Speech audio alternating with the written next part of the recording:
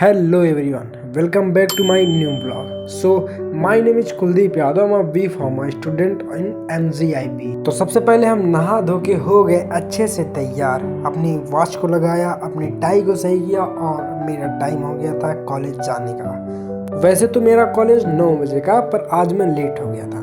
9:10 से हम अपने रूम से निकले और लगभग 7 से 8 मिनट लग जाते हैं कॉलेज तक आने में।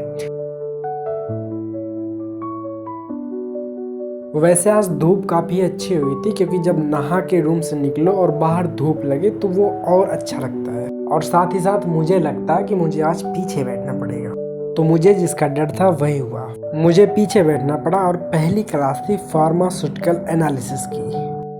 हमारी एक क्लास हो जाने के बाद हमें मिलता लगभग 5 से 10 मिनट के लिए ब्रेक। देन ब्रेक के बाद हमारी दूसरी क्लास है फार्मास्यूटिक की, जो कि बहुत ही इंटरेस्टिंग सब्जेक्ट है और मैम हमें काफ़ी फन भी करवाती हैं। और इसके बाद हमें मिलता है कुछ टाइम के लिए ब्रेक, और इस ब्रेक में हम निकल गए बाहर थोड़ा टहलने के लिए, थोड़ी धूप लेने के लिए।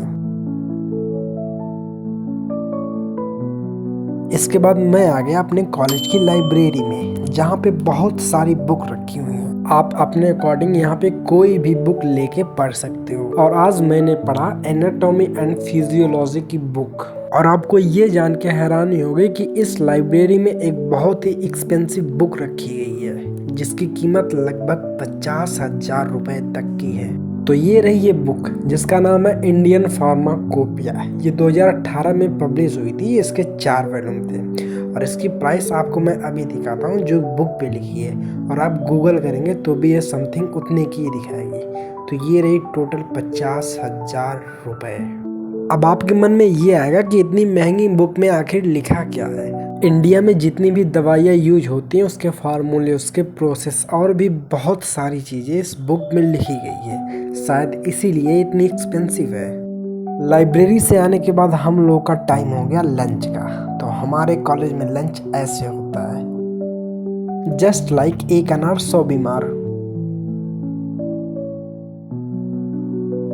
लंच के बाद हम लोगों ने किया 10 मिनट मस्ती और फिर हमारे हो गया लैब का टाइम। फटाफट अपना सारा सामान लेके हम पहुंच गए लैब, और लैब में हम लोग हो गए अपने अपने प्लेस पे खड़े।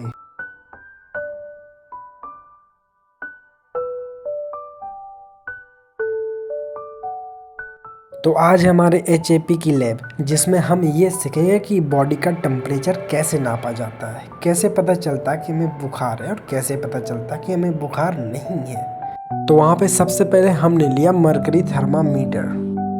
मेरे दोस्त ने कहा सबसे पहले तुम अपना ट्राई करो। फिर अपने दोस्त की बात मानते हुए मैंने खुद का टेम्परेचर कैलकुलेट किया। देन उसके बाद मैंने अपने दोस्त का भी टेम्परेचर नापा।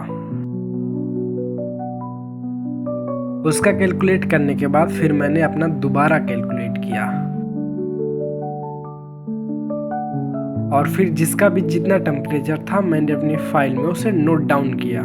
और फिर मैंने अपना लैब खत्म करके और अपने बड़े भाई से मिलके एक्सपेरिमेंट क्लास को किया बाय बाय, और फिर चल दिया अपने क्लासरूम की तरफ। फिर हम लोग की छुट्टी हो गई, जिससे हम और हमारे जितने भी सारे फ्रेंड थे वो चल दिए अपने रूम की तरफ। थैंक यू सो मच इस वीडियो को अंत तक देखने के लिए। बाकी ये वीडियो आपको कैसी लगी आप हमें कमेंट बॉक्स में जरूर बताइए।